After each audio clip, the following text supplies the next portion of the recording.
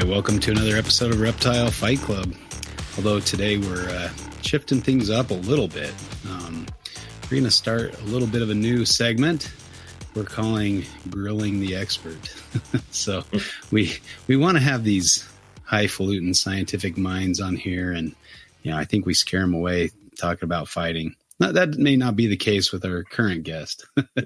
Dr. Zac Loughman joins us again. Happy to have him back. But we wanted to kind of pick his brain about some of the things that we're wondering about. And so, of course, he was very gracious to come on. So thanks for being here, Zac. Oh, thank you for having me. I love you guys' show. It's the one I listen to when I'm working, and I got to get my brain going. You guys are the guys that I listen to, just so you know. Well, that's nice of you to say. Yeah, appreciate you're that one listener out there. Yep. Pretty sure you got more than one, man. And of course, Mr. Rob Stone is with us as well. This was his idea to grill Zac on some burning questions that he's got. And I think they'll be generally very interesting. I mean, I'm ready for this show and excited to hear what Zac has to say. But yeah, thanks for being on and making the time to join us. So you just got back from Pomona recently, huh? Yeah. Did a rocket run, literally a rocket run. I had a meeting on Thursday that I had to be at. Uh-huh. And then we had a freaking snowstorm and pushed it to Friday, but I already had my plane ticket. Yeah. So, I flew out to California on Friday. I went to Pomona on Friday afternoon and Saturday. Yeah. And then I hopped on an airplane, flew home on Sunday, and started school on Monday. Oh, wow. So that is really rocket run. Yeah. Mm-hmm. That's more flying than Pomona. And, yeah, cool. Mm-hmm. Yeah. What was the best thing you saw out there? Or your favorite thing? It might shock people, given everybody knows me from Colubrid and Colubroid Radio, but my favorite thing were lizards. I was I'm teaching a class this semester. It's very selfish, the class. Uh-huh. It's biology of snakes, because I just wanted to have time to nerd out on snakes even more than I already nerd out on snakes. But I was doing like a deep dive into anglomorphs, which are things like varanids and helodromatids and alligator lizards, all those guys, Shinosaurus, that guy. And when I was at the show, I was already in this kind of anglomorpha vibe. Yeah. And then they had like a ton of them. Cool. And I don't know why. I've seen them before, but the thing that just completely captured my attention were just the flipping beaded lizards. I couldn't get enough of the beaded lizards. I keep Gilas here at the house.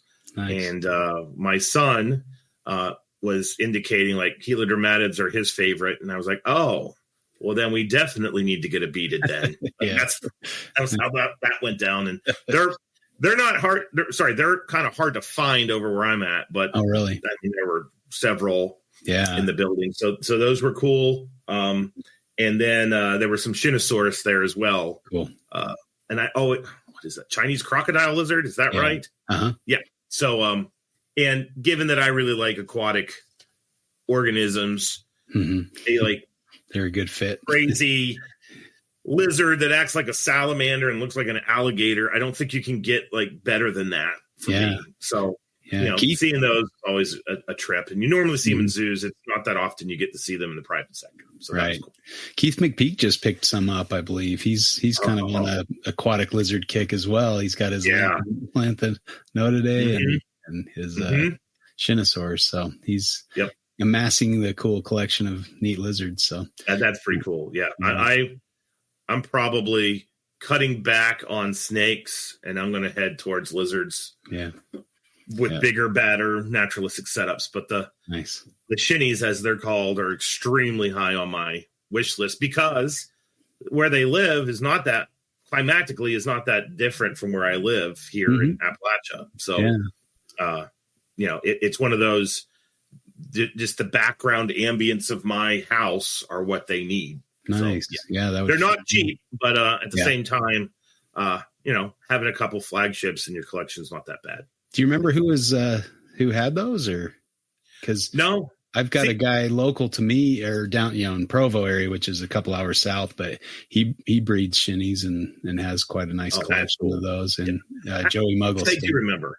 Yeah. It was Predator Reptiles, I think.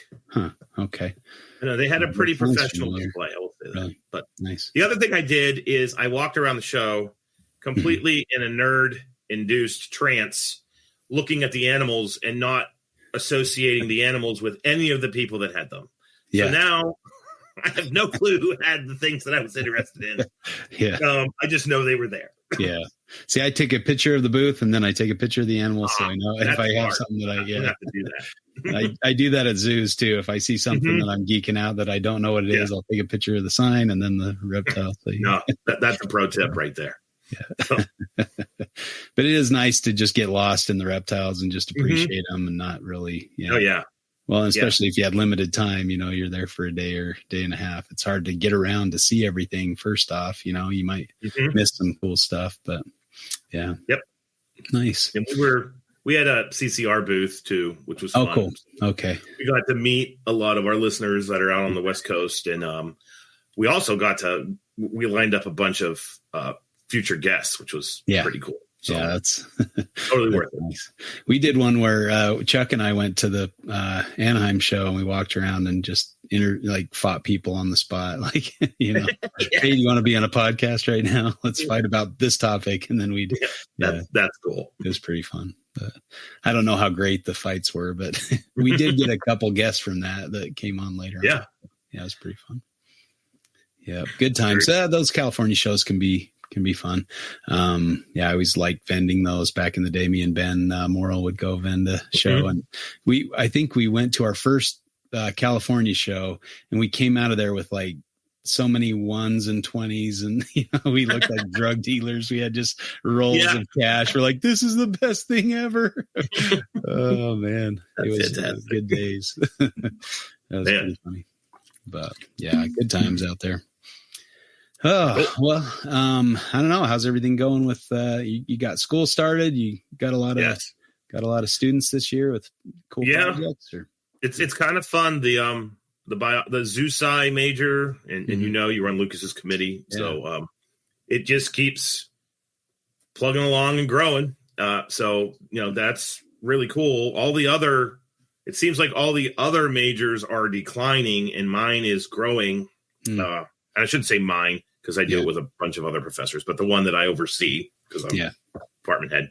But that's rocking and rolling. This is actually a really big year for me at the school. With the crayfish research I do, I helped Fish and Wildlife get 2 species listed. I served as a species expert, and they were listed in 2016. And anytime you put an animal on the endangered species list, they always say, the cliche is, the immediate task is to get it right off the list. And with these animals, we can do habitat restoration, but once it's restored, there's no populations that can then move into that habitat. So propagation and head starting has always been a part of the equation. And people grow crayfish all the time. Like, this is not there's a whole industry in aquaculture that's focused around propagating crayfish, but turns out that growing endangered crayfish is a little bit different. And we always talk about the regulations and agencies and all that jazz. But I kind of have this inside seat because I live this life with the agencies on the inside. And what's funny is there's situations where Fish and Wildlife doesn't want to grow animals for Fish and Wildlife, because if the endangered animals are dying under their care, that's called take, and they don't want to be responsible for that. So then when you have these animals that are new and nobody's ever worked with, you would think there'd be this like, let's go get them. But it's more of this like, whoa. I don't want to get in trouble by my own hand, which was a very eye-opening thing for me. And I was kind of shocked by that. But I was in a meeting and back in, when was that? That was in 2019. So it was right before, 2018. And just serendipitously, it came up. We've got to propagate these things or head start them. And somebody said, Zach, do you have the ability to do that? And I said, well, I've done it. I did it before the animals were listed. I just haven't done it since because of permits and everything. And then they said, well, if you had a building, could you do it? And I said, yeah. And I got the keys to that building on Monday. So nice. Yeah. So we have cool. The Appalachian Aquatic Conservation Center. We call it the ACC. Yeah. It sounds swanky.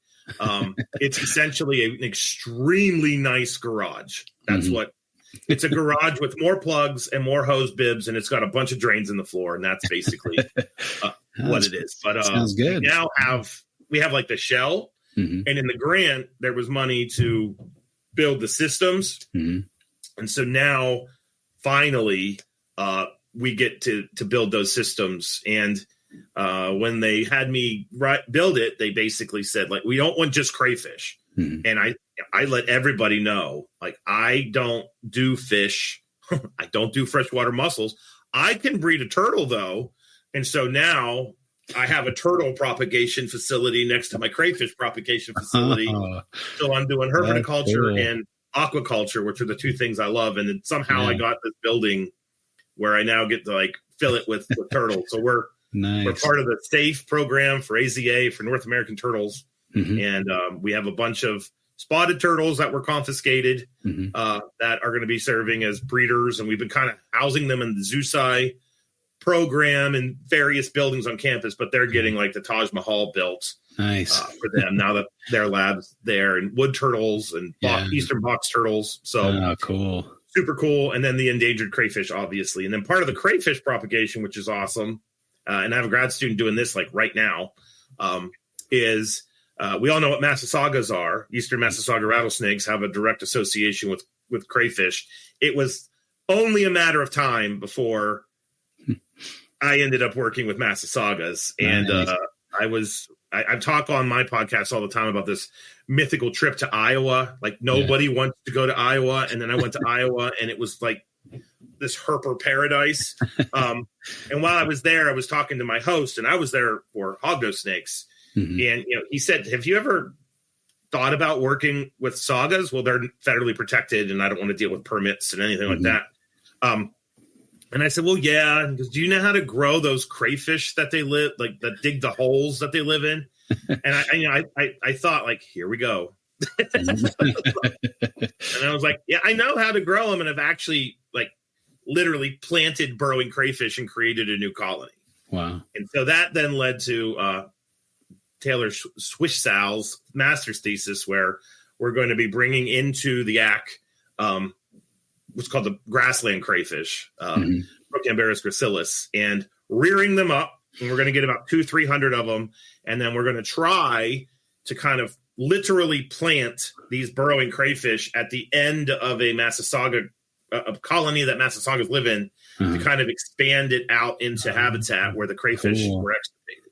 Yeah. And thus building the habitat for the Massasauga rattlesnakes. So do they just use the burrows, or do they also feed on them? Is it just it's funny you say that. This could actually be a really good Fight Club episode between me and some Massasauga biologists. Because there's this idea that these pit vipers are eating these burrowing crayfish. And, we think about the crayfish as this kind of diminutive arthropod, and it's being attacked by these, like, pit vipers. But if you know anything about pit viper skulls, they're like the most delicate things on Earth anatomically. And burrowing crayfish have evolved to combat things like raccoons. Like, they actually have the highest pinching pressure of any known crayfish that's been tested. And it's designed to, like, pinch the septum of a mammal and just cause the most pain possible so that they can, it teaches the raccoon, like, don't do that again, or pain.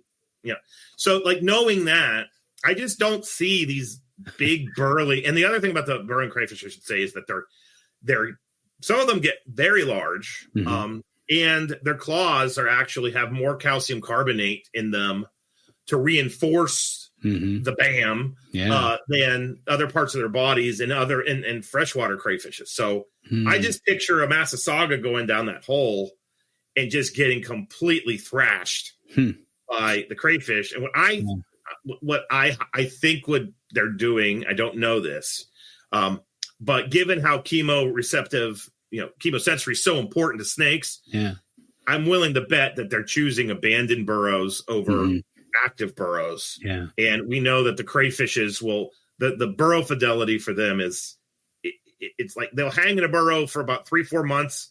And then if they get flooded or the colony, they have to actually leave the burrow because the oxygen in the water down the burrow, it goes away, depletes. So the burrowers have to actually leave the burrow and get up to the water surface to breathe in these wetlands. So they leave the burrow. Now they're out in the wetland, and some of them make it back to their holes. Some of them get eaten, and so then the net response is that there's going to be unoccupied burrows, and I think that's where the sagas are going. Do they dig a new burrow if they get displaced? They can dig a new burrow. They don't like to. Yeah. We have some projects that kind of that indicate that the burrowers are long lived. In that if they can hang in a burrow, they hang in that burrow for a long time. But if they get out on the landscape, they'll totally just dive down whatever burrow they can find. So, yeah. Do they just modify it to suit their needs? Yeah, they modify it to their size. Gotcha. Wow. Yeah. That's cool. So you're thinking, and that would be pretty easy to test, just have a hole that looks the same as a crayfish hole and put a crayfish in one and not in the other and see if they choose one over the other. This is the part of my life nobody in the podcast world knows about in all the damn time. Yeah. But when you spend as much time as I do roaming wetlands looking at holes, you absolutely know the tells that let you know this is a burrow that has a crayfish in it, and this is a burrow that doesn't. And I've seen quite a few pictures of Massasaugas kind of basking outside of a crayfish burrow and kind of looking at those same tells of the burrow that the snake is in. Yeah, I'm seeing mostly unoccupied burrows being used by the snakes. Okay, so, that's cool. Yeah.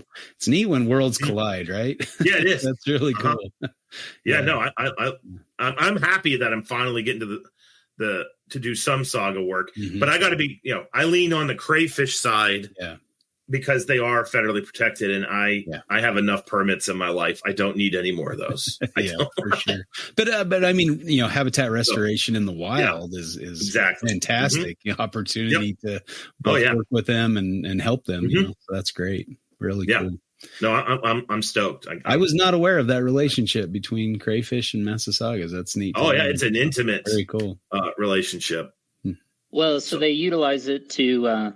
They overwinter in the water to keep from freezing. That's so kind of in the same vein as the sort of non-rock timbers that we saw in the Pine Barrens. It's the same idea. Okay. So they're actually under the water in the winter, during the winter to avoid freezing. Man, that's crazy. Because the burrows, a lot of people don't realize they go deep. I'm the guy that digs them out. How deep are we talking? 6 foot deep. 6 foot. Wow. Yeah. Most of them, I actually know how long my arms are because I use my arms as a measuring stick to get data. So my arm is 1.25 meters long. And when I shove my arm down and I'm not getting to the bottom, I know, all right, we're over a meter. So there you go. That's cool. And so now when you're digging these, are you just using like a post hole digger or something or do you just use your hand? Really? And you bleed a lot. Man, some people will put on Dawn dish gloves. If you ever see a bunch of people in a muddy field or roadside ditch, roadside ditches are like my paradise. But we used to wear, like, I used to be all about putting on waders and wading boots and then shovels. The problem with the shovels is it just is so destructive that you're trying to limit destruction because the burrowing crayfish there's only so much space they can take up. So when you're in there with a shovel, you're doing damage. And so, but at the same time, when it's the summertime, you go on chest waders and you're in a roadside ditch baking in the sun, I got to worry about people getting like heat stroke, which has happened a couple times. Yeah. And so the way we do it now, we just look like a bunch of crazy people wallowing in the ditch. Like, we all have, my students and I, we have on shorts and chacos and old T-shirts, and then we're wearing dish gloves to protect our hands. Yeah. And oftentimes they're those kind of I don't know how to explain them. I think they call them glam gloves. Like they got like flowers and things on them. And we're walking up and down the road, jumping in the ditch, shoving our arms in holes. Like it's got to be something to see. But we've learned that you just kind of get the technique to use your hand as a shovel or a spade. And usually you're in mud. With the roadside ditches, it gets real dicey because of beer bottles. Yeah. And, I was just going to say one of my favorite things to do as a kid was try to break the beer bottle first with a rock, you know. Yeah, you were my enemy. I wasn't throwing the beer bottles. I was just breaking them, making them more dangerous. No. And the thing that's crazy about that is I don't know how to, when you cut your fingers with glass in a crayfish burrow, it's so precise and perfect. It does not hurt. So you usually tell that you've cut yourself. This has happened to me a dozen times. To get the crayfish out of the burrow, you actually pump it. So you basically take your hand, make a fist, and you're sloshing the water around, and you create a little bit of a vacuum. The crayfish don't like that, and so they come to the surface, and you can grab them. And I've been like pumping the water, and then literally had bloody water coming out of the hole. And I'm like, oh, damn it. you pull your hand up and you're dripping and like, so. And the mud in ditches just has a next level smell to it too. It's not great. And we all smell like that at the end of the day. Oh man. We've returned university vans to the maintenance shed or maintenance guys. And they've been the guy that was in charge of detailing the cars. He doesn't like us. Because I also have like 19, 20-year-olds with me. And I gave up trying to tell them not to make the van dirty. It's impossible. Like we're just completely covered in mud. So I've kind of turned on. I basically told the university, like, I don't need the good vehicles. Give me the beaters that are about to be given back to the state. Like, and then inevitably, please. I'm the only person getting vehicles in the summer. And the way that they run it is they normally give out the best vehicles first, and then. Here I am with a 2024, whatever the hell. I'm like, God bless it. So, That's funny. I appreciate it, but at the same time, I just know I'm going to get yelled at. So, my hometown of Hooper, Utah, is built on a system of ditches. So, a guy wrote a book about Hooper and called it "Sons of Ditches." So, yes, there you go. I know the ditch system very well, and hunted painted turtles and leopard frogs and stuff. We get herps out of those burrows. And when we're in the southeast, we've gotten baby amphumas because amphumas will go down and lay their eggs and they coil around them down in there. My students, we're actually going to get, hopefully I'm going to get this written up. It's actually Tyler's introduction chapter for his thesis is a review of crayfish herp associations. And a lot of that is our labs, like discoveries. We had this big project in South Carolina where I know that we dug over 1,000 burrows for that project. Wow, and cool. My students were just, I was going over the notes, and this crazy thing happened where I'm seeing turtle, and I'm like, there's turtles in there? How are there turtles in there? And then sure enough, they're little baby stink pots.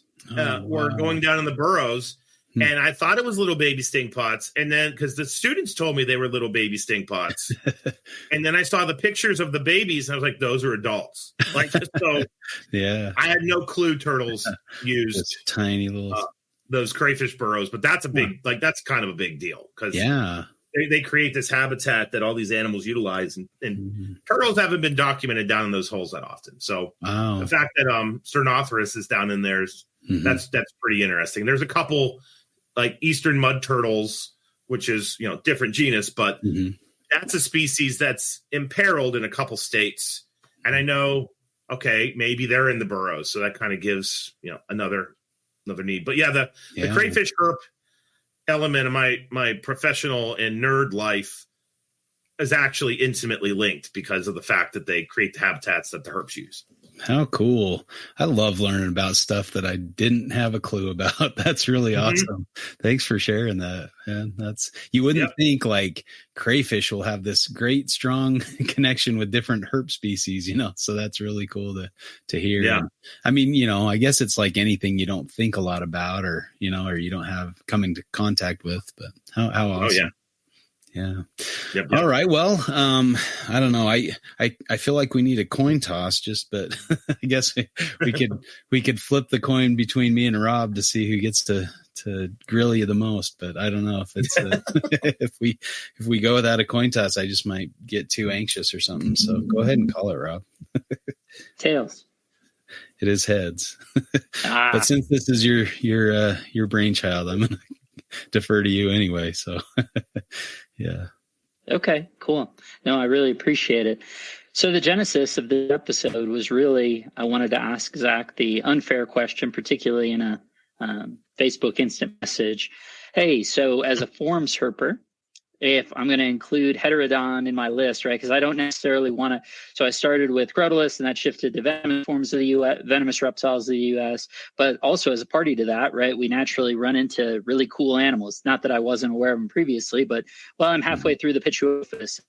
A third of the way or half the way, depends on the count, through the heterodon, and certainly Simus or something I'd love to see, So my unfair question, particularly in that context, was, hey, Zac, what would you consider to be the heterodon forms list for the U.S. that I could use as sort of my checklist? And that was really the genesis for this. Additionally, right, we've recently had episodes, can universal standards be applied to taxonomy? We assigned that to Zac as homework. The shoe's on the other foot. And then last week, when we were talking to Nick Vine, we got into the topic. It hasn't come out yet. We had gotten into the topic of the validity of subspecies, because presuming that Zac would have thoughts on that topic. So we'll kind of start with the discrete question, that grilling the expert on the discrete question. And I've tried to do my research on this, and certainly have some thoughts based on Right and Right. You had generously brought a flat paper from 1969, so read through that. That kind of comes into play particularly with one form, and we can get there. But I honestly just kind of want to talk through that. I do think this genuinely be interesting to people, and I hope that it isn't stepping on the book too much. Oh, it's not stepping on the book that much. I love this stuff. Yeah. So what would be the forms of heterodon or hognose snakes in the U.S.? If I was doing this from a purely, taxonomic standpoint, I think that I don't think you have to do anything. First of all, this isn't a cop-out, but I honestly think it's up to the herper. I just think that the herper's decision of what they're tracking does have to have some factual basis in it, if that makes sense, like some standard to be applied. But at present we have Heterodon nasicis, which is the plains hognose snake, Heterodon Kennerlii, the Mexican hognose snake, Heterodon simus, the southern hognose snake, Heterodon platyrrhinos. If we go to nasicis, there's this other. It was a subspecies, then it was given species status, which is Heterodon gloidii, Heterodon nasicis gloidii. And if we just kind of stick on gloidii was in Texas, it was in Missouri, kind of the Ojeda area, that whole thing.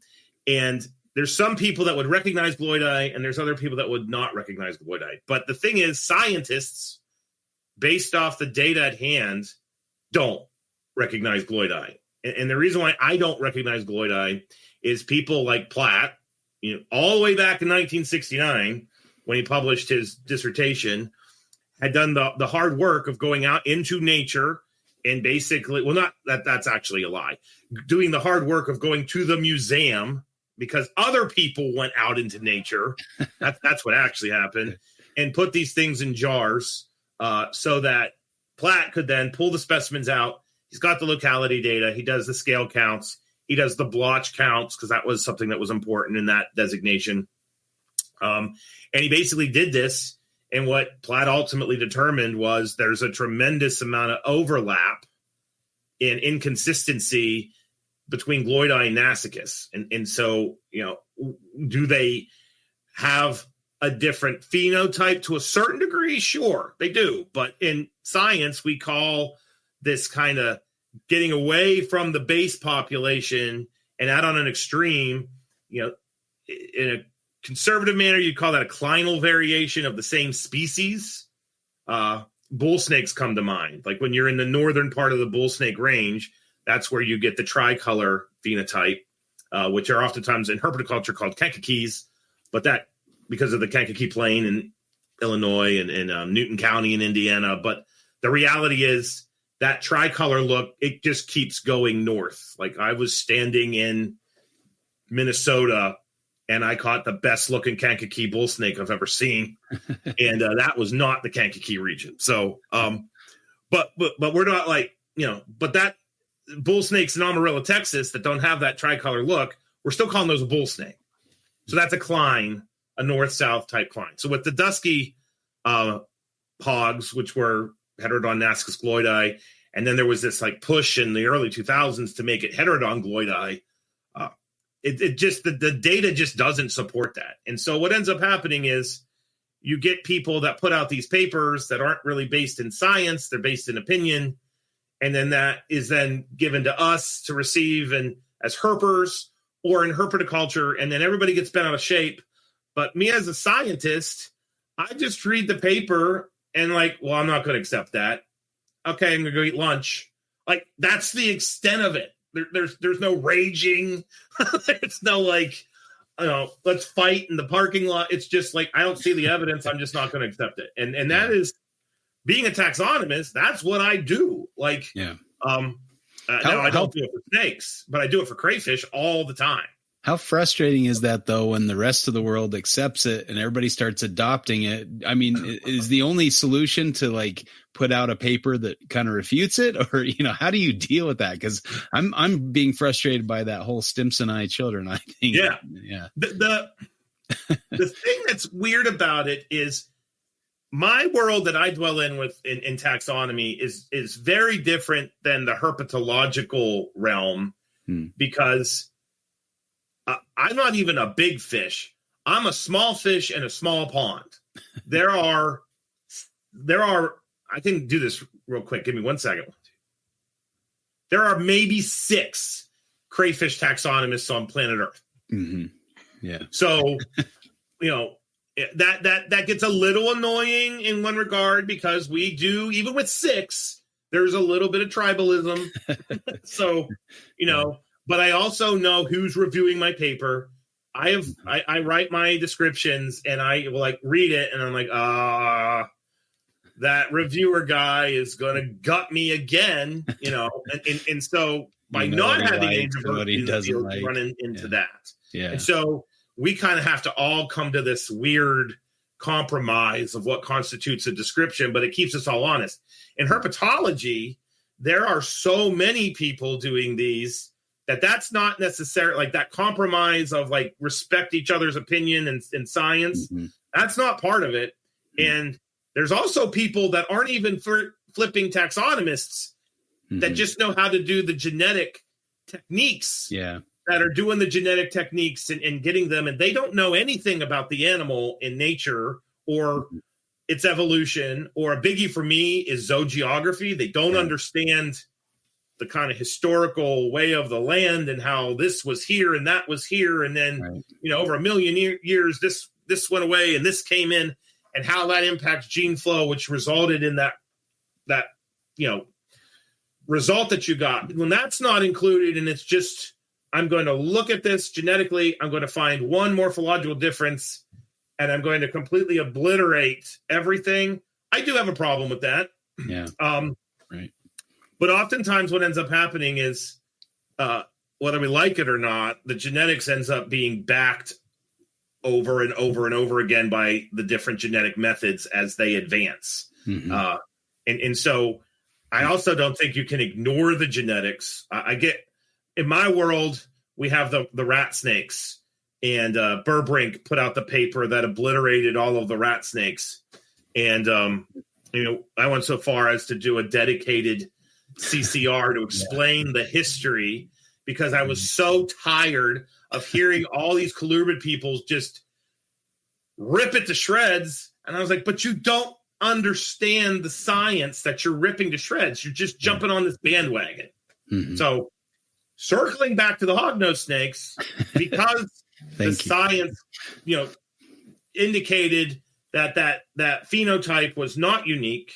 It was not isolated to a given zoogeography of gloidai. Gloidai was kind of just went off in the taxonomic oblivion, though it is recognized by some states as a subspecies. But myself, I don't recognize it. The only time that I recognize it is if I am in one of those states and I'm doing my research.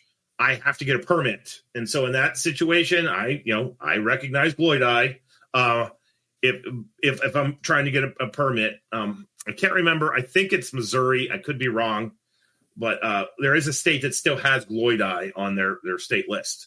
But like in my book, I'm going to talk about gloidai, but gloidai is not getting a taxonomic treatment by itself. That's not happening. Now another one for heterodon that's fun is Kennerlii, the Mexican hognose snake, because this one's very interesting to me because it is phenotypically different. There's these little scales called L'Oreal scales, I believe, that are around the eyeball. No, azygous scales. That's it. Sorry. And there's like a count, and it overlaps, which is great. And then people get so hung up on characters overlapping. I did this early in my career. Like when I was describing my first crayfish species, I was losing my mind trying to get 3 characters with no overlap.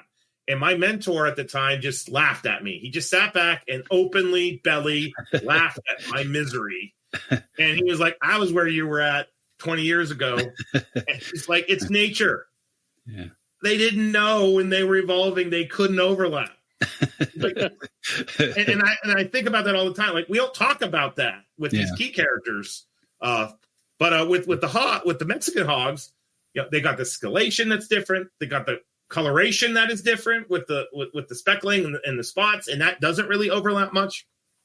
And so I'm fine with that being a subspecies. I've always kind of had issues with subspecies, but in this instance, I'm okay with it because of the zoogeography, because there's not a defined break.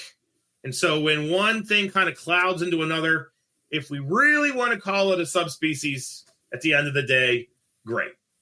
If we want to call it a species, great. I'm fine with either. So it's currently recognized as a species. So in my book, it gets its own chapter. If a paper comes out and it goes back to subspecific status, still gets its own chapter. I'll just give it a subspecies name, and that's kind of my take on it. But for me, those 4 taxa would be what I would recognize for North America. Now, for listing as a herper, this is where we get into like color phases and phenotype. Like for me, I like to get the taxa on my life list. Like check box first, then I absolutely keep track of like the different phenotypes or looks or whatever you want to call it.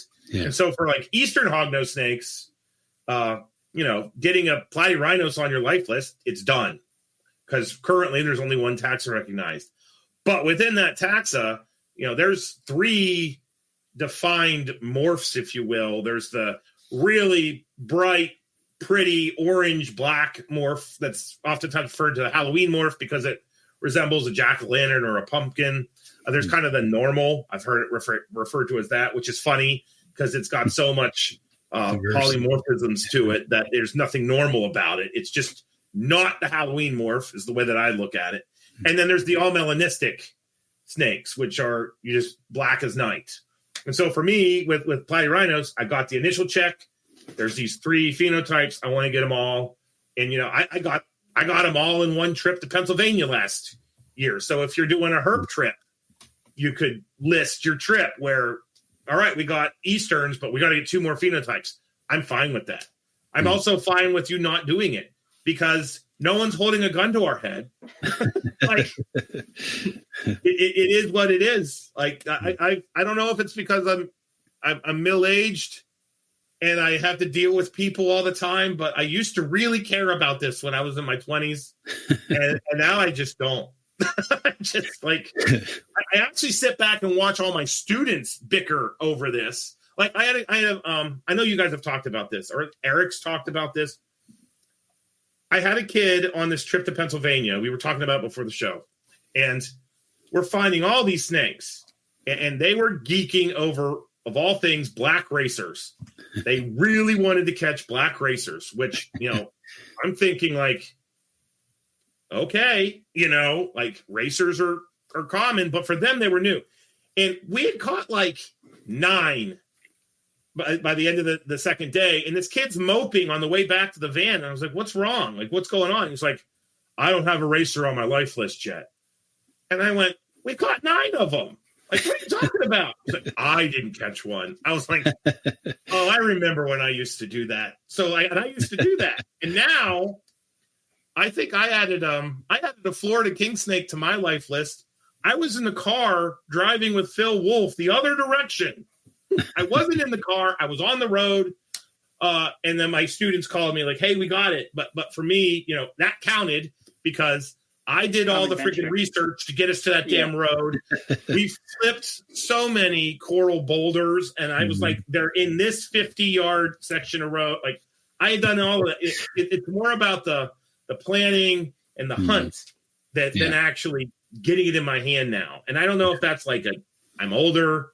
I don't know, but like, so this listing stuff has always kind of, it just makes me giggle because it's like, it's the voyage, not the destination. Like for that Florida King, all that work to get to that damn road. And then, we had been on so many roads, and it's in the sugarcane fields of Florida, which at that time, I don't know if you've been there or not. It looks like the 7th circle of hell. They're literally burning like 100-acre plots of cane, and it's like raining down on you, and there's private property, and some of it's not, and you got to like, you're got in the back of your brain, am I going to get arrested at any point in time because I don't know if I'm allowed to be here, and or shot, or shot. We drove all the way down from West Virginia. Like, I'm counting that snake. There's no way I'm not. So yeah. I don't know if I answered your question or not. But. No, yeah, totally. I think that's totally fair. That's a great answer. There are a ton of jumping off points, and this was the idea, right? So this was sort of a semi-hyper specific question that I do think will have general interest, but man, there's a ton here that sticks out to me. And just to give context, right? That's sort of in the same vein that you're talking about. The list concept to me at this point is really a reflection of, or was born of ideation to find trips to do, right? It was saying, okay, well, what do we want to do next?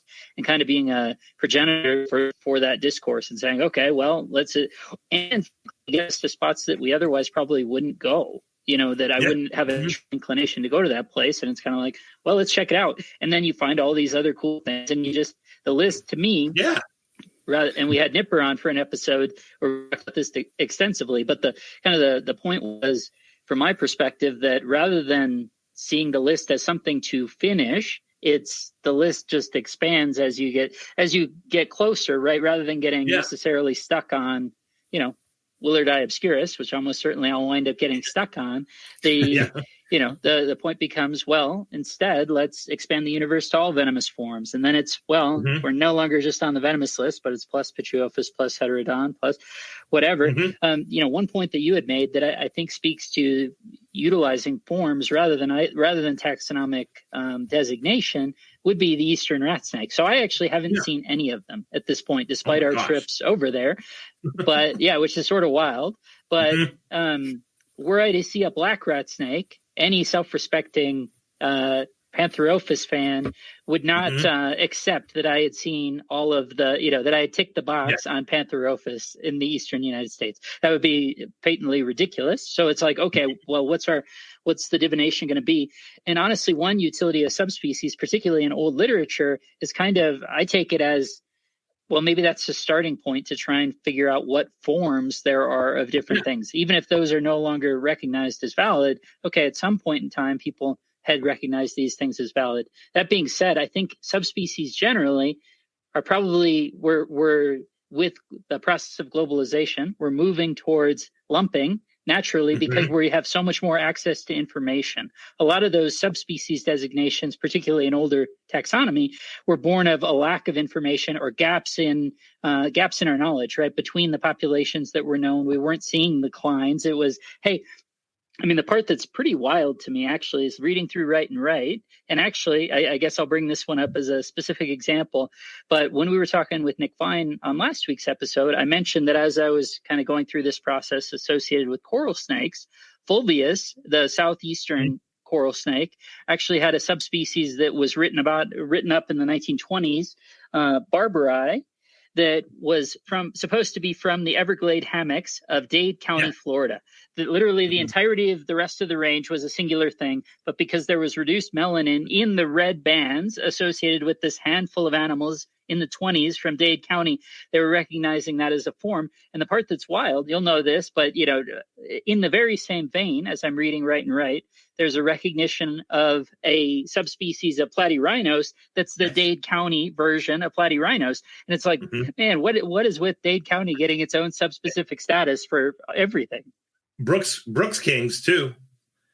Same deal. And so, I mean, part of it, right, does speak to, well, maybe there is something to it relative to there being an ecological factor that is driving differentiation in forms of these various things in this specific spot. But simultaneously, I don't know that, I'm going to recognize Barbari as a legitimate coral snake that I need to find. No. Here's how I have started to view the old subspecies. Like if you have a copy of Conant and Collins from the Peterson's Field Guide, which, if you did a herpetology class in college in the 90s or the early 2000s, that was like your text. If you're going on a field trip, you had that book. And that was also kind of the list, if you will, that standardized everything. And now, with taxonomic revision, molecular revolution, blah, blah, blah, those aren't there. But there's still, the way that I look at them is they're those subspecies, when you do this genetics, there's always a signal. Like they always do clade in their own little way. It's just they don't show enough signal genetically to warrant being, having a name associated with them. But that certainly doesn't mean if you're keeping a list or you're going herping or you're a herpetoculturalist with localities, we can't honor it in those circles. Like that's my philosophy on it is I do. Like I'm taking my students down to Florida and I'm putting together the trip, much the way you put trips together, Rob. And there's this big part of me that is trying to justify driving 3 hours out of the way to spend half a day in the Gulf hammock so that I can get, I think it's William's Eye, the Gulf hammock rat snake. Because that's my favorite look of all the rat snakes. Probably not going to do it because I got a lot of kids with me and that would be miserable. But at the same time, when I inevitably find that rat snake, I am not going to call it Spiloides, on my list. I already got a Spiloides, but I'm going to check off, just like I would check off a Halloween hognose snake, which isn't a taxonomic thing. I'm going to check off, I got a Gulf hammock rat, and that's what I'm going to call it, and that's what it is. And I have those here at my house because I love them so much. And they are not black rat snakes here. They're Gulf hammock rat snakes here. And I also don't want to go find Burbrink and punch him in the face. Like, it's okay. Like, all right, the genes show this is a highly plastic phenotype of it, and that's it. So that's kind of the way that I look at it. I think that, kind of segueing to herpetoculture, this is where herpetoculture becomes really valuable, in my opinion, because we honor these localities and phenotypes and try to maintain them, and we know them intimately.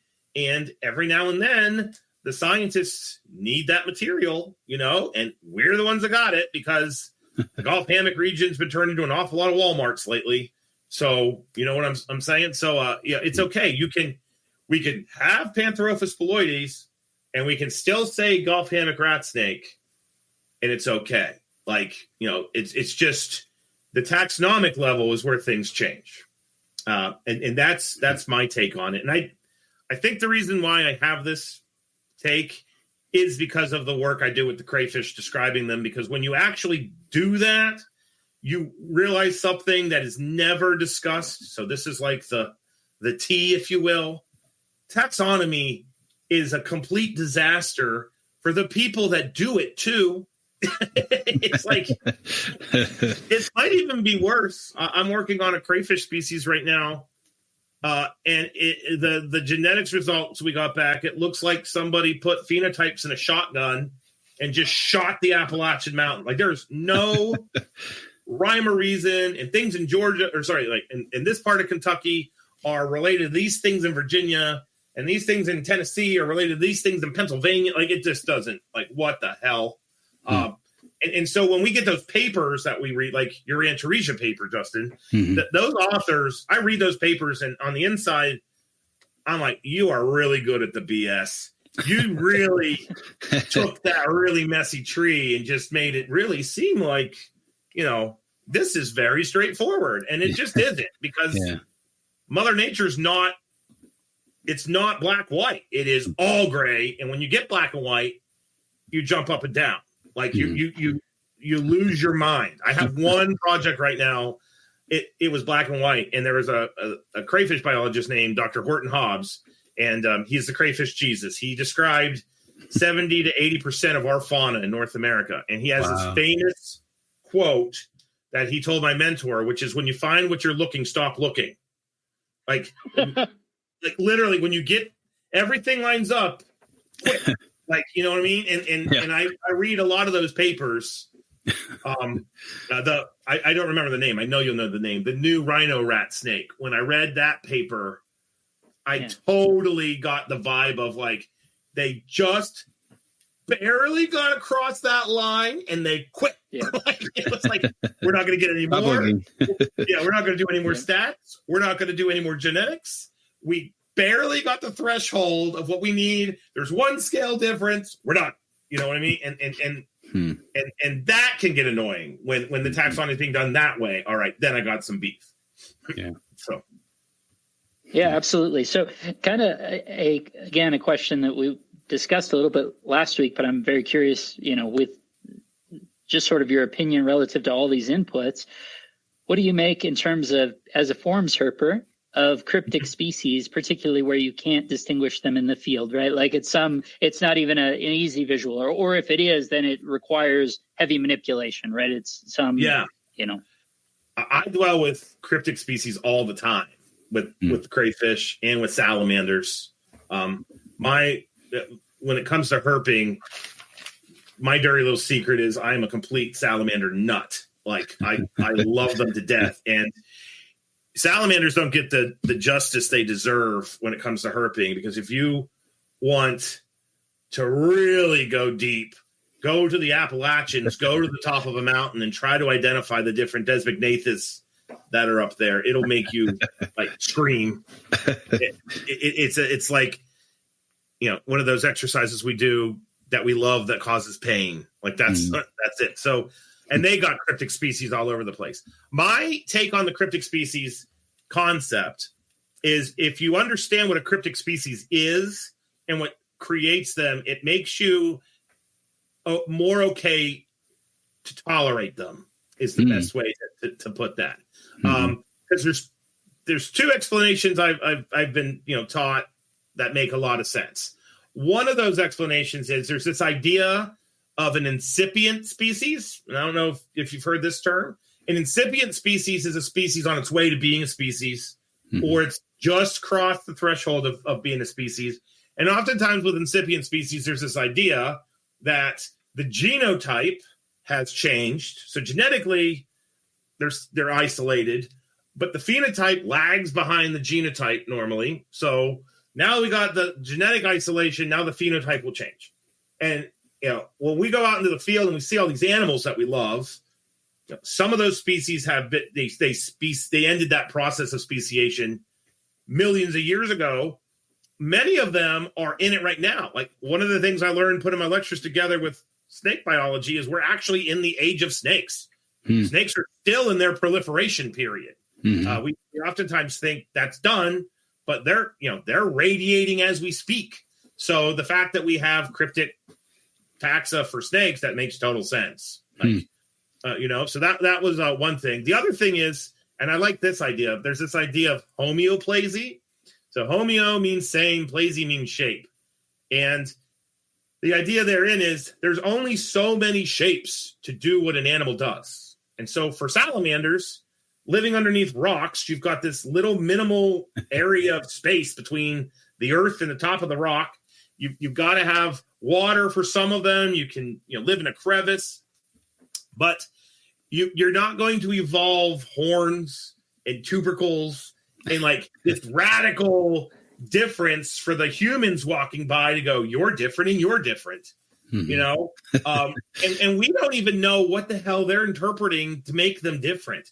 Like little brown salamanders, they've got this nasolabial groove on their face and they're smelling the world just like snakes. To them, the paint job and everything, it may not matter at all. It could all be chemical. And we don't have the receptors in our body to pick that up.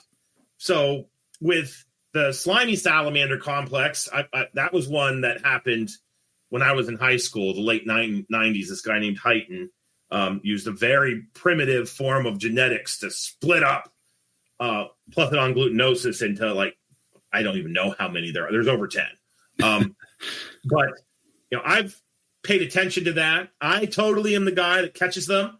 I take a picture and then I go to the internet now and I look at the range map and I'm like, oh, I got a new one. It's exactly the same. Yeah. But knowing that homeoplasy thing, and I may not know how these things tell each other apart. And to them, they could have the same shapes, the same colors, the same everything. But when they smell each other, one smells like flowers and one smells like vinegar, and they stay away from vinegar. That actual selection at play. So I used to get extremely bent out of shape with the cryptic species deal until I actually ended up getting in a scenario where I'm describing them. I will say, when you describe a cryptic species and you're a field person, you do feel like you have to give yourself 50 lashes every night for a year. Like I have a crayfish. I'm actually giving a presentation at a conference next week, and this is my first cryptic species complex. And like the genetics, I mean, we used high-end genetics, not just mitochondrial gene, like this thing called RADseq, and it's black, white, clear as day. There are 4 of them, and we cannot tell them apart. Like we just simply, they are all these little brown critters with blue legs and orange claws. But the genetics shows that they've been separated for a million plus year. Like it's crazy. So, but that's that homeoplasy thing. So, yeah. There you go. Huh. So I'm just curious, with the, we talk about using genetic, differentiating things by genetics, and the genome of any of these animals is very large. So what areas are you looking at for? Are we looking at highly variable areas or things that change more rapidly, and how do you decide? Sure. Things? The classic approach, which is what we say barcoding, that's the CO1 cytochrome oxidase 1 gene, which is the gene that's associated with respiration and living things. Respiration is how we take a glucose molecule from our food and then break it down and get ATP. And the idea there is if you start like mutating that rapidly, you lose the ability to make energy. And when you can't make energy, you're dead. So it's what we refer to as a conserved gene for those who don't necessarily understand how this stuff works. And a lot of the papers, including the Berberink paper on the rat snakes, for the early 2000s up until about 5 years ago, you would use that gene, and then you would use a couple nuclear genes, and these genes were being used because they were thought to be conserved. In other words, you don't get a lot of mutation rate in those genes, because if you're mutating too quickly, you're going to have deleterious things happen in your cells and you're going to die. So the idea is the mutation rate is slow, therefore a smaller difference is more meaningful, and we can use it for taxonomic investigations. Okay. What we now know after these more modern genomic methods, where we're literally looking at hundreds, if not thousands of genes, and we're looking at every nucleotide, and then we're looking at these things called SNPs, which are single nucleotide polymorphisms, and using supercomputers to kind of look at the whole thing, is that the barcoding genes were good for some creatures, excellent for some, okay for others, and bad for some. Yeah. And it just depends on the taxa. With snakes, I think the general consensus was they were okay to good. It just depended on the lineage you were working with. Now that we can do this whole genome stuff, I think we're going to learn a lot more about how evolution works and what really constitutes a different taxa. Because you're not limited to just 3 genes out of 100, couple hundred, thousands, depending on the critter. And I would like to see a lot of these papers done again with the new method. Like the Antaresia paper you're talking about, that would be cool. The rat snake paper would be cool. But then I'd also like to see something like garter snakes. Like I have a really hard time accepting Thamnophis sertalis, which is on the Atlantic coast, and it's on the Pacific coast, and it's in, down in the Everglades, and it's up in the snake dens in Manitoba. Like, how the hell is that all one thing? But the current taxonomy is Thamnophis sertalis, and there's been some mitochondrial treatments that indicated it's all one thing. But but if a genome paper came out, I would, and it says it's done well, and it shows it is really all one thing. We just have a lot of variation. Okay, that's fine. But the new methods I trust more than the old. Okay. And the other thing is, people really want there to be a statistic. Like if there's 5% difference in nucleotides and CO1 between this one and this one, that's a new species. I fell into that trap very early on in my career, and I had to have a taxonomic intervention by my collaborator at the North Carolina Museum. Like, we went to lunch, and she was like, you don't know anything? I was like, wow, that's a strong statement. But my job's always been the morphology, natural history, naturalist guy. And she's like, it doesn't, like, the percent difference matters, but what really matters is when the tree's made, like, and they break off into the different clades, are you consistently breaking into a clade, and you have the high support with the bootstraps and things? That is just as important as this percent difference. And I was like, oh, okay. And that's how you can have like a 3% difference in some taxa is enough. And other things, it's like 8%. The Daniel Natouche paper, I think that's it, with the green tree pythons. I remember, I think he was on NPR when he was talking about the paper. I was walking, right? And I heard the percent difference between those animals. And then he was like, and I'm describing them as a subspecies. And I think I like yelped out loud in my neighborhood, like, what? Like, I think they're like 6 or 7%. I mean, it's like huge. But then he explained, like, I don't have anything from the contact zone. And until I got stuff from the contact zone, I'm going to be conservative. And I had mad respect for him because, I'm going to flat out tell you, Zac Loughman's writing that paper. Those are different species. like, you know what I mean? But sure enough. Well, and I did good science. I think the other part of that, right, it's not only the science, but there's also sort of the practical implications and realities, right? In the same way that you're talking about potentially Missouri, your permit says gloidai, right? If any taxonomic status changes for something like that, so a lot of his access, right, is associated with herpetoculture or herpetocultural trade. Changing the status, the speciation or subspeciation on that animal will have, at least once it's taken up by the relevant authorities, would have a massive impact on what that trade looks like. And there are probably pragmatic concerns around, his access to those resources, or even the implications it will have for them. Yeah. Oh, no, absolutely. And that's where Natush's background is a little different than mine, because he does the Python trade and all that. Yeah. Me and my ivory tower, I don't think about that at all. Right.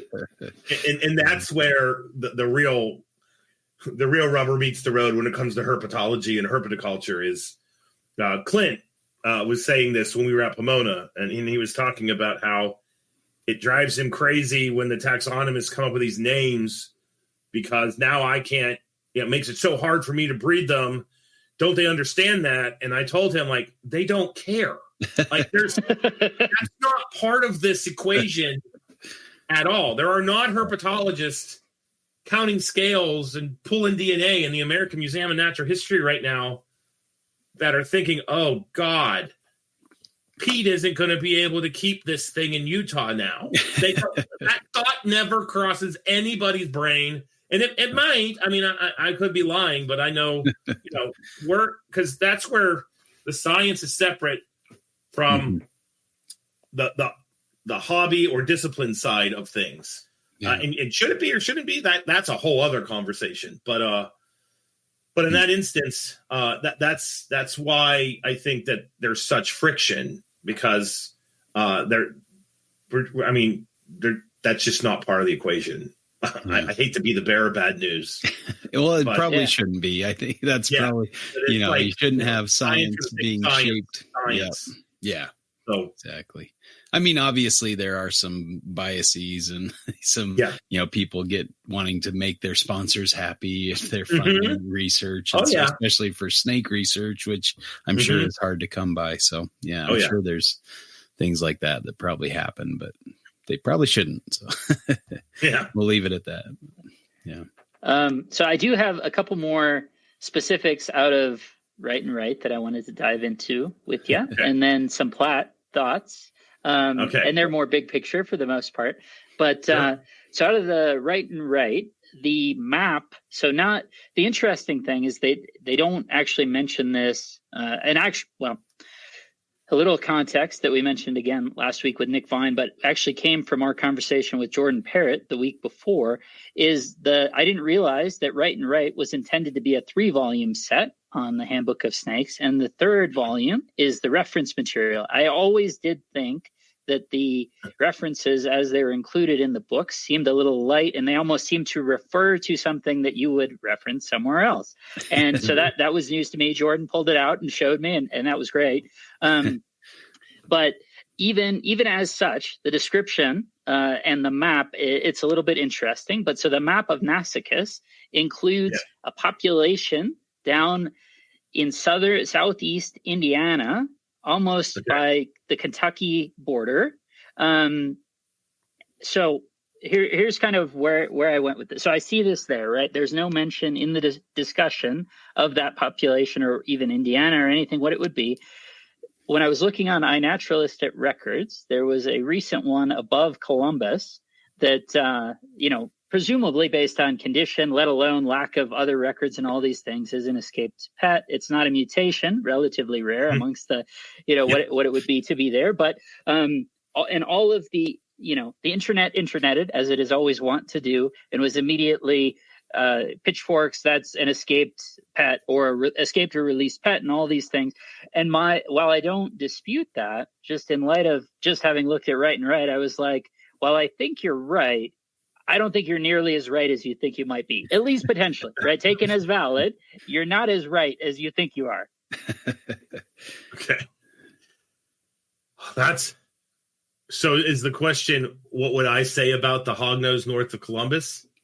No, it's more so just that. Have you seen any sort of substantiation of what that it's this disjunct little circle, kind of that Indiana thing. It's not the Columbus aspect.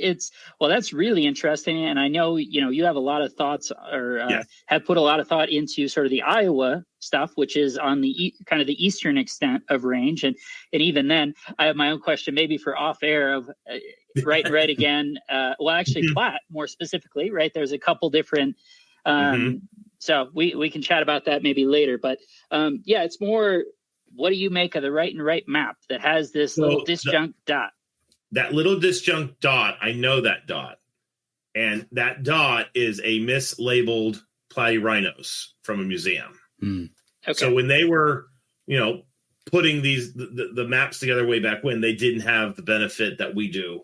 And so there was a lot of, literal, I'm writing with my hand. Here are the snakes that we have. Here's the questionable. But those Eastern populations that are isolated, what they all are is they're all Phrenaticus. They're all glacial relic populations where basically you have like the Wisconsin glaciers that expand and then retract and then expand and then retract. And, as they're doing that grassland biome's just shifting and the little hognose snakes and all the other plants and animals are just following them. I mean, it's crazy to think about when you really think about this stuff. Mm-hmm. And you can nerd out to a level that you don't even want to talk about. You have to start like reading books on soils, and that's how they know where it all went. But that's essentially what those eastern populations of Nassicus are, is they're all these kind of glacial relictual pieces. And the reason why that particular population is questioned is because the glaciers didn't make it all the way down there. So if the glaciers didn't make it all the way down there, how the hell can you have a glacial relictual population? You see, so it's kind of a cart-horse relationship. But I actually know what you're talking about because I've been trying to figure out for the book, what the hell am I going to do about all these erroneous records? Because if I wrote an erroneous record section, it would be 10 pages and there would be maybe 4 people on planet Earth that want to read it. So, and it would probably be one of the most difficult parts of the book to write. So it's probably going to be a paragraph of here's where they were thought to be, but they weren't. Mm-hmm. Yeah, that's my thoughts. That'll be super interesting. Yeah. No, that's great. Cool. Yeah, no, that's fantastic. The other right final note, just from having gone through it, that I highlighted right away because I thought it was funny, was they put in there as a recognized common name for the eastern hognose, the bastard rattlesnake, which I thought was notable. I love that. Yeah, and I tried my damnedest to look that up. I know. I was like, what the hell? First of all, why didn't that stick? That's kind of. We got to bring it back. Let's bring it back. Oh, yeah, no. But I guess it just is simply because if you've seen them, they huff and they puff. They don't really do anything with their tail. They coil their tail, but they don't do the, rat snake, Pitchophis, Lampropeltis, rattle tail in the leaves. But no, I greatly appreciate bastard rattlesnake. That's pretty freaking wonderful. So, yeah. Excellent. So the other one, right? So you had mentioned it in the context of a discussion on a recent CCR episode, but the Platt paper from 69, and we talked about it briefly. A couple just points of interest, and you had actually highlighted one previously in terms of looking at those preserved specimens. I think, I don't know, just the context of finding snakes and the difficulty that entails and all these things. Particularly now, right? We have a very much a snapshot in time, or our own experience informs this. When I'm reading through Plat 69, he's referencing, is it Edgren? Mm-hmm. Edgren. Yes. That the population, the pickled population that was referenced in that study was 1,200 Easterns and 300 Westerns. It's just a size and scale. Wow. Obviously, I'm glad to see, at least in this instance, right, we're getting utility out of that. But it's just almost, I don't even have the capacity to understand that. Yeah. Well, so that's one of the elements of herpetology that many people don't know, that if you want to be an academic herpetologist, like I wanted to be an academic herpetologist, and then I became a crayfish biologist, and then I waited until I could be an academic herpetologist on my own terms, and then I became an academic herpetologist. Because if you go out and do collecting, or these trips to Africa or parts of South America, you're doing an inventory, and whether we like it or not, you're bringing specimens back to the museum, and there's a reason why that's being done. And I'm guilty of this with crayfish. You're never going to meet anybody that loves crayfish more than me. And I am a freaking me and my crew are a crayfish hit squad. I have a collection of crayfish at the school, which like probably counts somewhere in the neighborhood of 50 to 60,000 individual animals in jars. Mm-hmm. And so I can speak to that point with what Edgren was talking about through the lens of being a crayfish biologist. When you are in the field doing science, especially systematics work, you don't go out and catch this taxa and then go, Eureka, I caught it. Get me my scope. Get me my loop. I'm going to start counting scales and measuring. Like, you got funding to be in the field for 20 days, and you're going to do what we do on a herping trip and grind and grind and grind and grind and try to get as many specimens. Now, back in the old days of the 1890s, 1880s, 1910s, 1920s, we absolutely pickled too much. You can go into some museums and see some horrific things. Even me being a collections-based scientist, I've seen some like, how did they not, like, how is that caused an extirpation? They're no longer there. Like, you know what I'm saying? Because there was this over collection. Today, we don't do that anywhere near the degree. But bringing those animals back does serve a purpose, ultimately. Now, I don't know if they got 1,200 Easterns from one site or that was the holdings of the museum. Yeah. Which, to be honest, it could be either. Like, it depends. Now, I want to go wherever the hell they got 1,200 Eastern hognose snakes. I'm going to tell you that right now. But there is like a utility. Today, what most scientists will do is you go on a collecting trip and you're vouchering. That's what we call it. You might keep all of a given taxa that you collect in a given area. And then like the last day of the trip or the last couple of days of the expedition trip, whatever you want to call it, that's when you're looking at what you acquired. And you are going to probably keep the best and voucher that. And then we now can do digital imagery and take a tissue sample and kind of get to the point where we don't need to kill everything that we touch. But, you know, it is a necessary evil. I mean, you know, full disclosure, when I was at Marshall working on the Herp Atlas of West Virginia, the rule in the lab was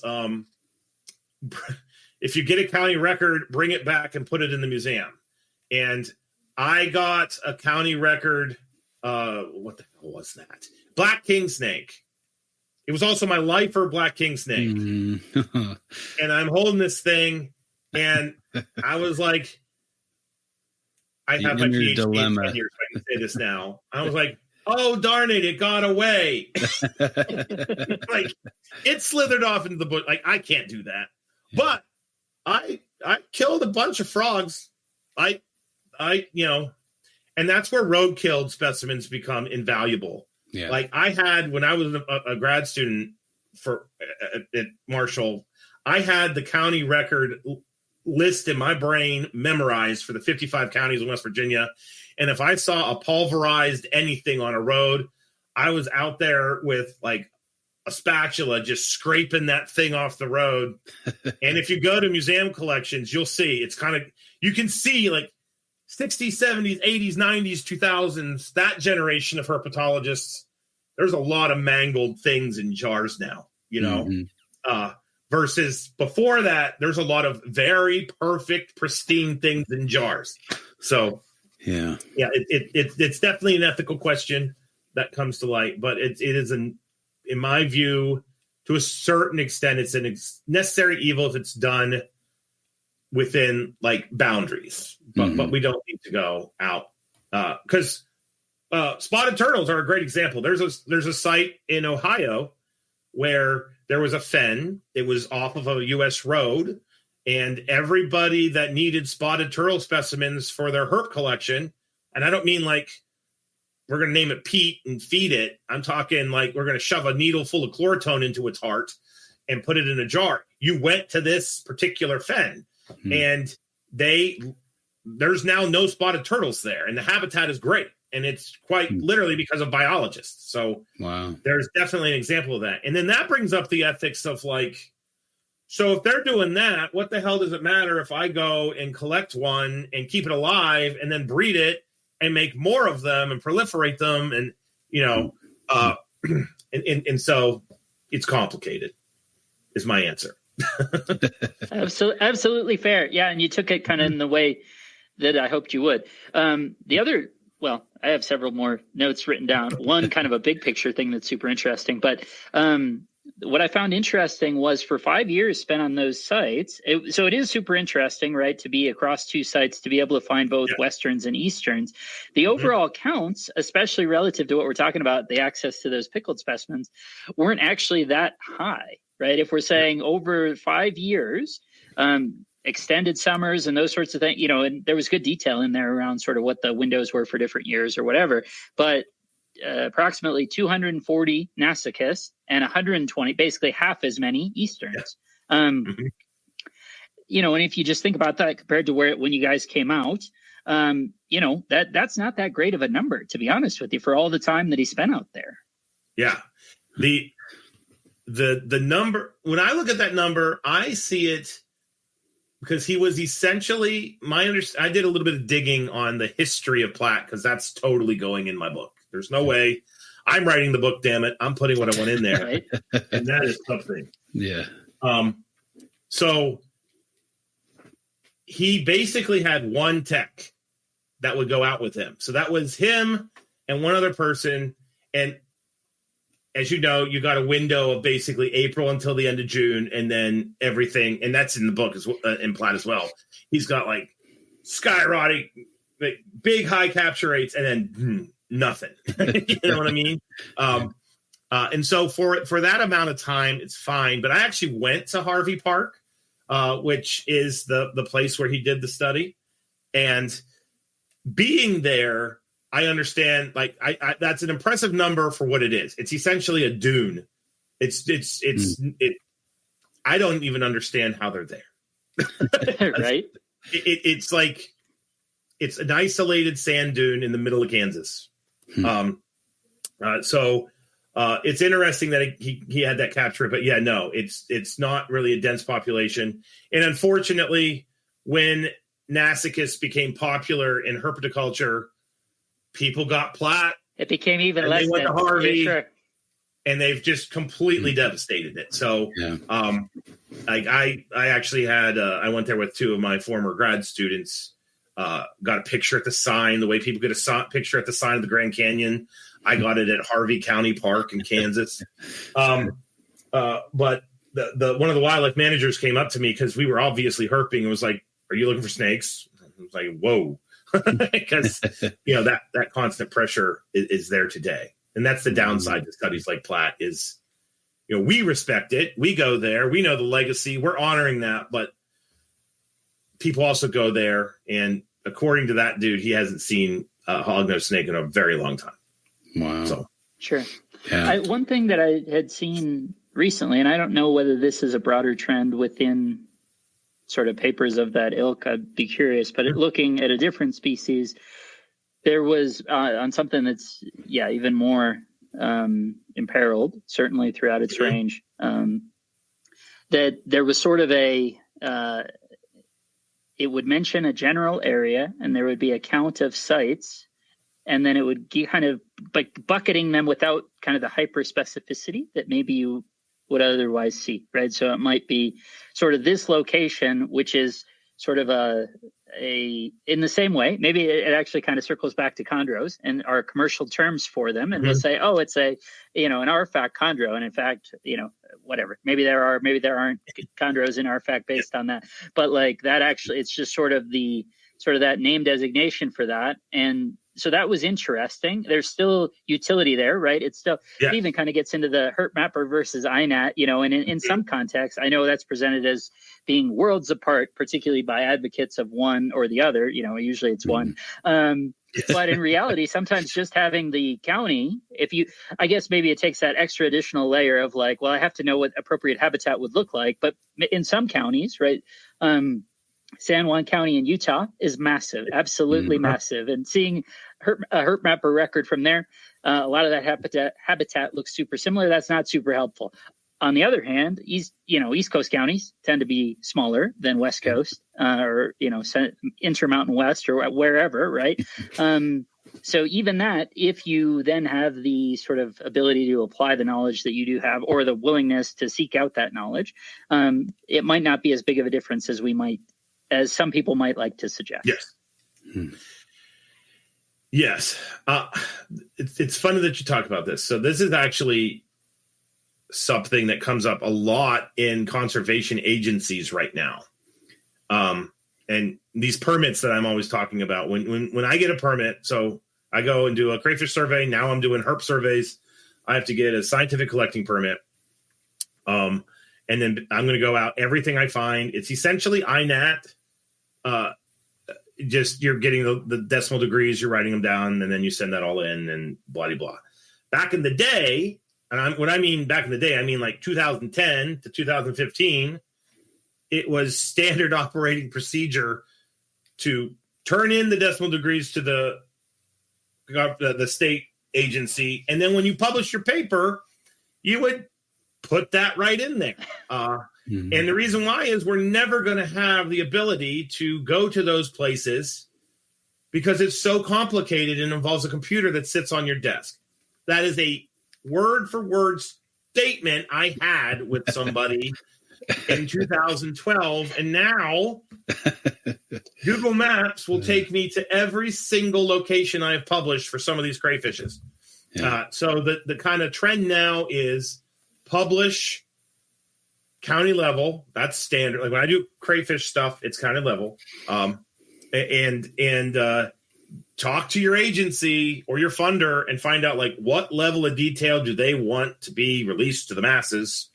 Because if you release too much, you're going to run into problems. And what's kind of interesting is in North America, crayfish aren't like there's definitely a subset of aquaculture that works with crayfish.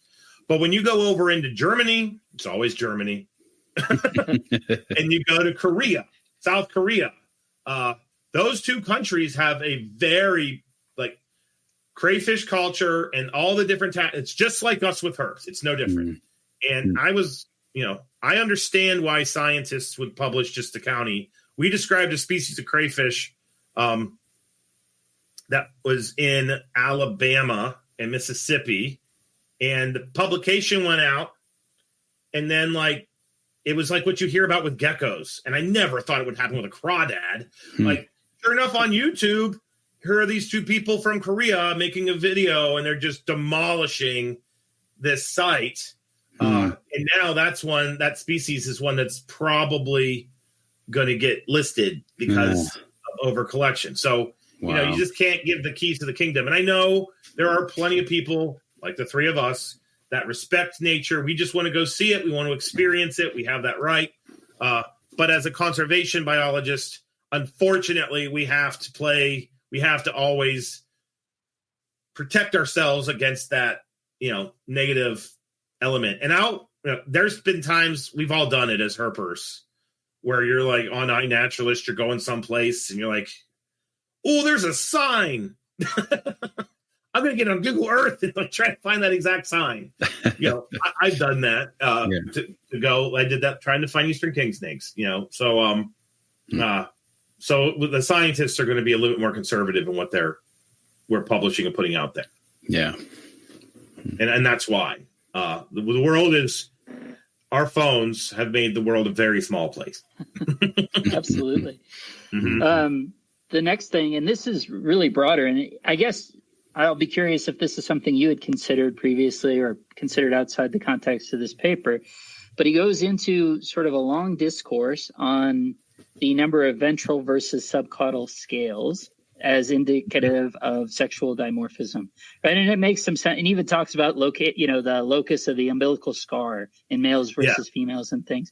And I thought that whole discussion was really interesting. And I'll have to look at. I don't even know if there was firm conclusion. There was trends, right, in the paper, there were trends, but not necessarily firm conclusion. But it was just super interesting. Yeah, no, I love that stuff. I think there's utility in it. Like, I think you could use it, and I think people do use it actually. I know the Nerodia people, or I'm saying people, but the people there's a lot of like traits in response to environment. Common water snakes do this thing where when they're in a wetland, they get bigger because they're feeding on frogs and they don't have the confines of a stream corridor. But when they're in a stream channel system or a river, they're smaller and lankier because you need to be more streamlined to battle current, and you're feeding primarily on fish. And for that kind of science, there's a lot of counting of scales and ventrals and, compare and contrast. But yeah, no, I see that and I agree with that. And I think that there's something to that.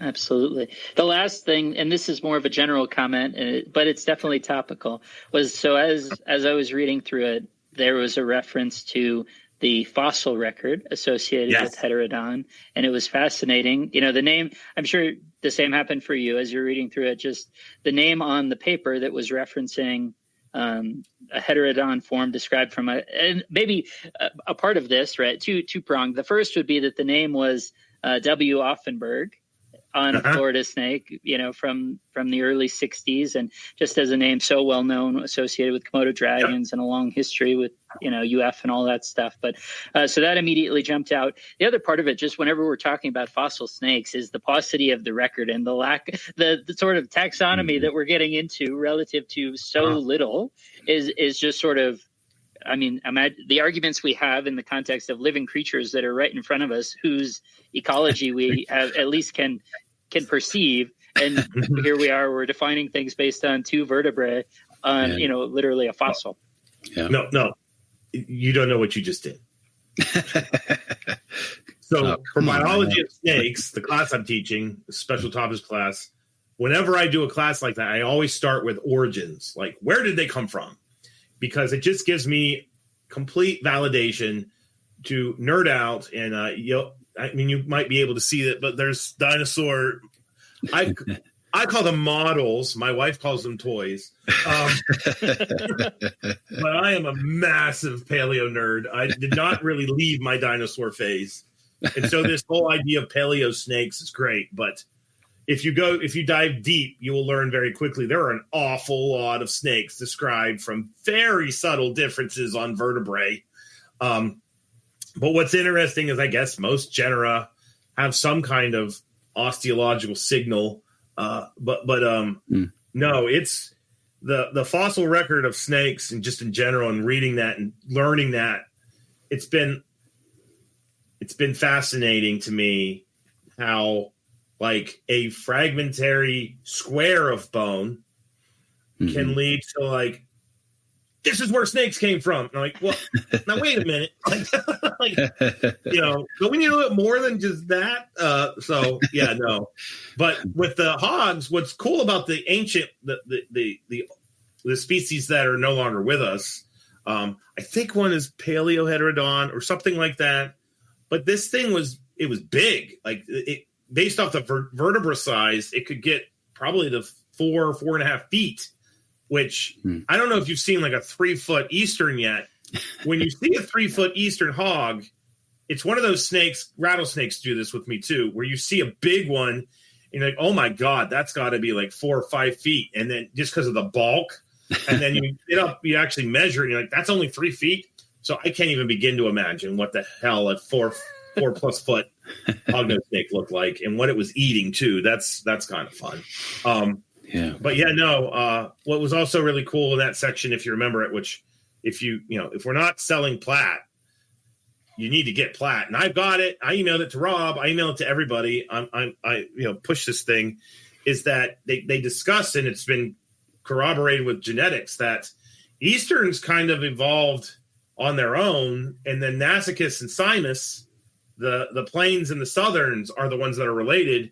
And once you read that section of that book and you go and look at the animals, you're like, oh, well, yeah, of course. Like a Simus really does look like a Nasicis, and a Nasicis really does look like a Simus, and a Platyrhino's doesn't look like any of them. It's it looks like this alien that came up from South America from the Xenodon genus. Like, so anywho, but yeah, no, I like that section and paleo, snake paleobiology is definitely, if you want to go full nerd, that's a subject you need to jump into because it's interesting. Yes, absolutely. I'm curious. Do you have? I know every author loves this question, but how close are you on the book, or what phase of the writing process are you in? I am desperately trying to get my lit review done. Mm-hmm. I am doing it by March. I am writing.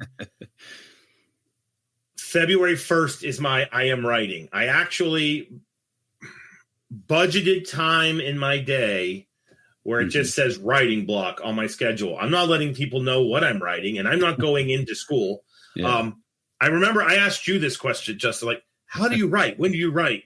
You don't realize how hard it is to do that until you have to do this. And you said something about I take the train or the bus in, and I would just write on the bus. Well, unfortunately, in West Virginia, we don't have any buses. And my college is in the middle of nowhere, so I can't do it there. And then the second I get to school, just boom. So I'm getting up early and I'm writing. And then the morph section of the book, because hogs right now, I don't know if y'all are aware of the morphs, but the morphs are exploding. Yeah. And there's actually, if you use Morph Market as kind of a guide, because they'll list morphs. There's more morphs of hogs right now than any other colubrid. And I'm not a morph guy. So I was kind of like, what the hell am I going to do? Yeah. And whether I like it or not, that's going to drive sales of this book. Yeah. And so I brought on a co-author, John Rice. We had him on Colubrid and Colubrid Radio, and he was super cool. And I didn't know who he was. One of our listeners suggested, get John on, Fathom Hogs. Yeah. And what was fun is I think it was like at the end of the episode, he said, I'm here in Zanesville, Ohio. That's like an hour and 40 minutes from my house. Wow. And I was like, okay, now wait a minute. There's a morph guy with a huge collection of morphs. He's made morphs. He seems cool. And he's 2 hours away. Like now he's my co-op. So we're going to be doing, we're referring to it as the Morphopedia, but I was trying to kind of, I didn't want it to be the Wild West. So last fall, we jerry-rigged a standardized little stage, if you will. And then I got my high-end camera that I take into the field and do the plates for all my pubs. And so we figured it out at the right angle where we can literally take a hognose snake and plop it. And you've got that 5 seconds that we all do where they're like, what? And the way their head is and everything, we can see all the scales. And so we're going to try to actually make a field guide to the morphs. And that's what John is going to do. Okay. And then he's been working on the history, but then I'm cranking. My goal, species accounts, will be done by July 1st. Okay. And they will. This is what happened with the last book. I reached a point where I was kind of mad at the universe. And then I gave myself deadlines. When I give myself a deadline, there's no kicking of the can. Right. It will be met. So, the goal is to have a draft by January, which I think we can do. And then I learned you don't know this, Justin, but I got done writing the first book and I was like, I'm done. And then you messaged me, do you have the pictures yet? And I was like, it was so innocent the way you asked that question. And I was like, I've been working on it. And it added a freaking year and a half to the whole damn project. Oh, yeah. So I've already started getting I'm well ahead of the game on the picture. So handing it off to Russ, hopefully this time next year is the goal. Okay. That's awesome. That's very cool. One additional note that your discussion of the book brought up from Platt again was I did find it fascinating that so in there was a little bit of discourse amongst all of the pickled specimens and observations and things saying that they saw a little bit of, obviously the color and pattern variability that we've talked about in terms of Easterns, mention of a stripe or partial stripe in a Western, but otherwise spoke of no mutations. It was like these Eastern, and now here we are sitting, coming up on 55 years later, and it's the Westerns that at that point in time, no mutations across all of these pickled specimens, across all of these observations, and now they're just morph crazy. Wow. It jumped out at me like crazy. No, it's really, that's interesting. And what's cool about that is, you can argue that lots of times the morphs pop out in the populations where they're already genetically depressed. So, you get stripes and spots and leucistics because it just kind of gets narrowed down, and that's just an option that pops up because of the genes that we're left with. But some of these populations of snakes that have produced very important morphs, they're not isolated at all. And they're robust population. Sables came out of Montana, where apparently they're very common. The infamous Lucy from Colorado. I was in that general area. There's probably I showed you. I found a fire. I didn't even realize it. I found a heterozygous form with Tim from Gecko Nation Radio. We'd gone out and found one, and then I looked at the picture and was like, "Oh, there you go."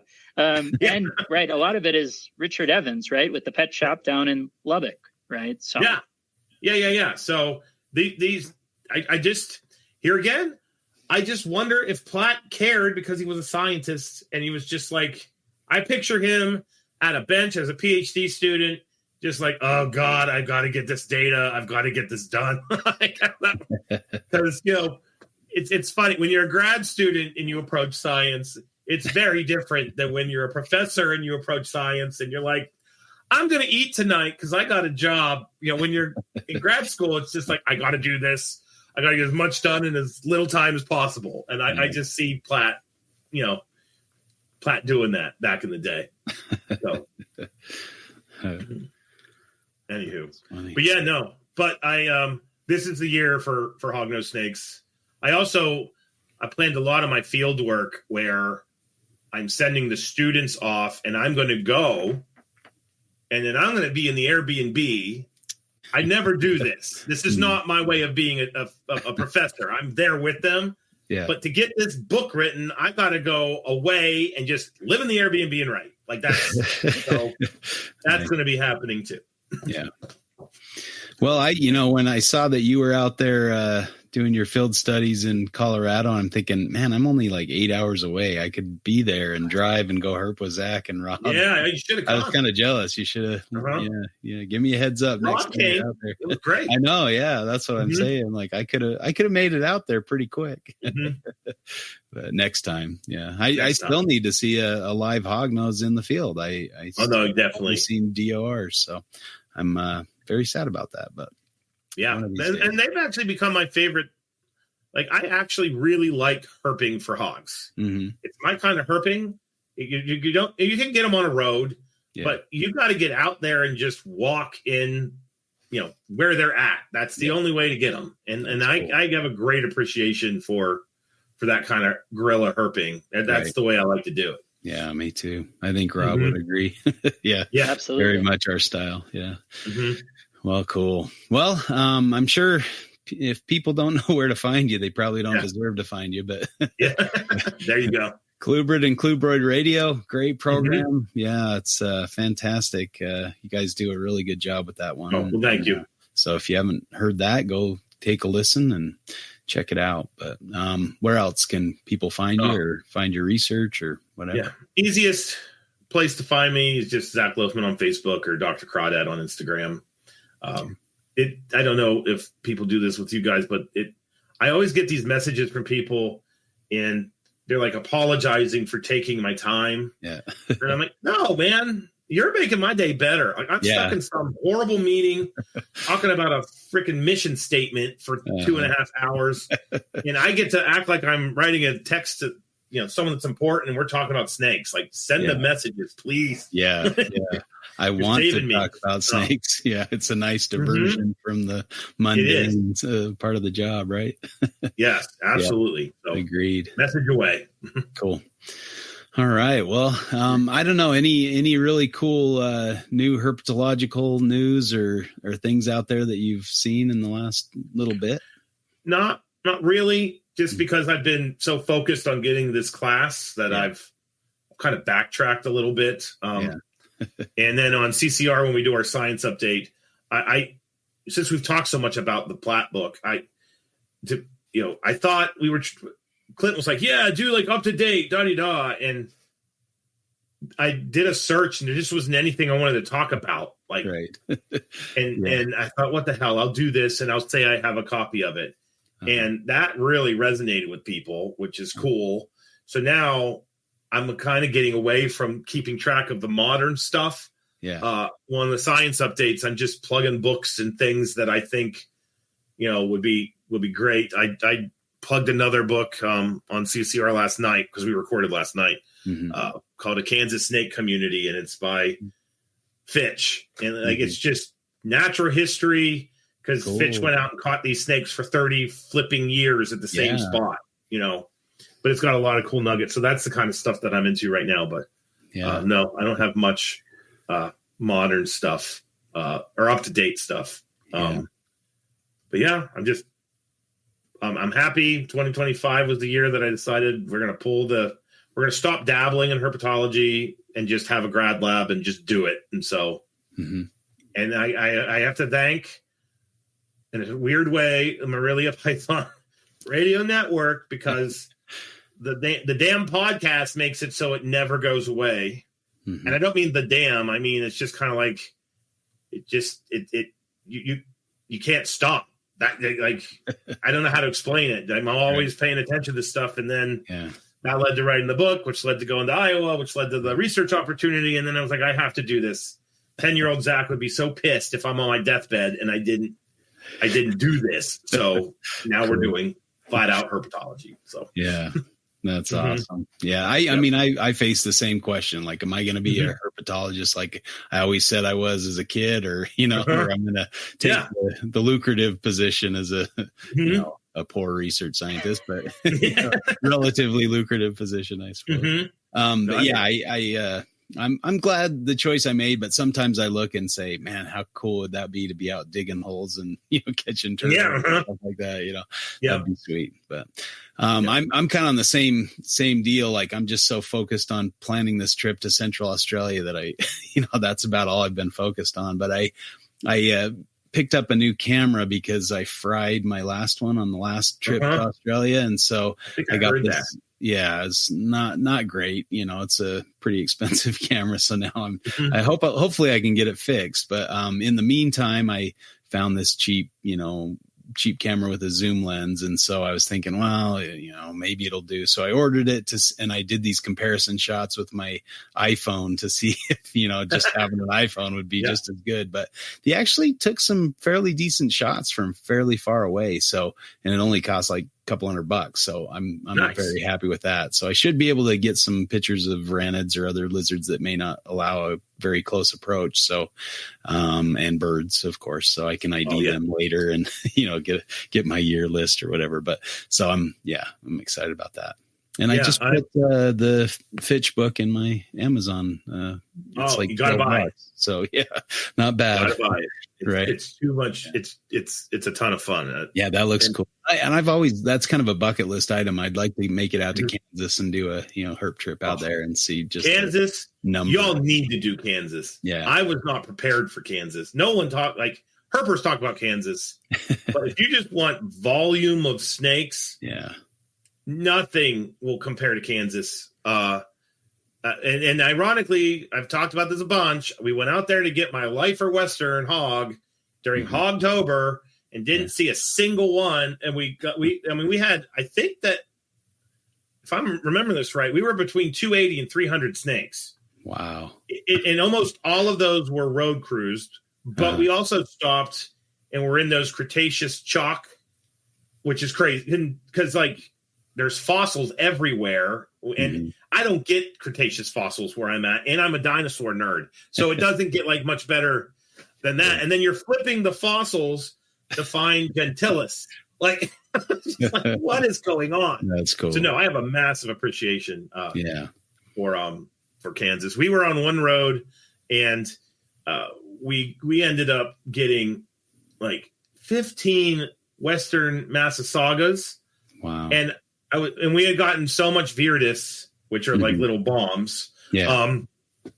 And our flight got canceled due to some just weird fluke. There was no real weather reason why. And so it got delayed. And my students and I were sitting in the hotel just vibrating. And it was really hot. And I was like, we have got to go road cruising. So I told them, And I think you guys know David Kelly. He's been on NPR before, Diamond Pythons. Mm-hmm. Well, he was a zookeeper there, and we called David and was like, I'll pay for the gas if you take us to a road. And he's like, what do you want? I was like, I don't have a Western Massasauga yet. And he was like, oh, I got a road. And he had a freaking road. Wow. We got one like 30 feet into the road. And then it was just like every 50 feet, there was another one. It was insane. Wow. And bull snakes and MRI, really, really cool store area. The brown snakes there were really neat. Nice. And then the red-sided garter snakes, which are just phenomenal. I can't say enough good things about Kansas. Yeah, definitely a bucket list. I'll make it there someday. Yeah. Yep. Hopefully with Rob and Eric. Mm-hmm. As well. No, it was great. Yeah. It was great. Nipper would probably make that trip too, I bet. Mm-hmm. I bet. Cool. Yeah. Well, thanks so much for coming on. We really appreciate it and letting us grill you for a couple hours here. And it was fun. Thank you guys. Yeah, we'll look forward to having you back again. So yeah, anytime. Just reach out. Okay. Well, thanks for listening to Reptile Fight Club, or grilling the expert, as the case may be. And we'll catch you again next week for another episode.